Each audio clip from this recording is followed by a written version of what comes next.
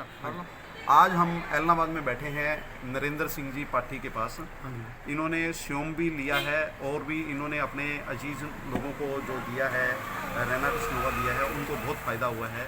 सबसे पहले इन्होंने खेड़ के अंदर जो है, यहाँ ऐलनाबाद के पास में खेड़ है, वहाँ पे इन्होंने एक माता जी को दिया, महेंद्र कौर को। उनको क्या फ़ायदा हुआ जी? बहुत फायदा हुआ जी। उनका खुजली नहीं ਹੁੰਦੀ ਸੀ ਪਹਿਲਾਂ, ਸਰੀਰ ਤੇ ਖੁਜਲੀ ਹੁੰਦੀ ਸੀ, ਹੁਣ ਕਾਫੀ ਆਰਾਮ ਹੈ ਜੀ। ਅੱਧੀ ਦਵਾਈ ਚੱਲੀ ਹੈ ਤੇ ਮਹੀਨਾ ਹੋਇਆ जी।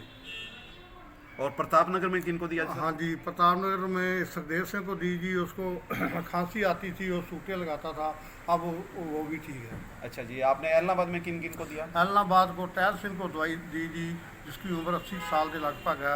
वो भी ठीक है जी, बिल्कुल। और उसकी निगाह भी बड़ी तेज हो गई है जनाब। अच्छा जी, और क्या क्या फ़ायदा हुआ है सर? हाँ जी, उसकी निगाह भी हो गई और जोड़ों में दर्द था वो भी जाता रहा।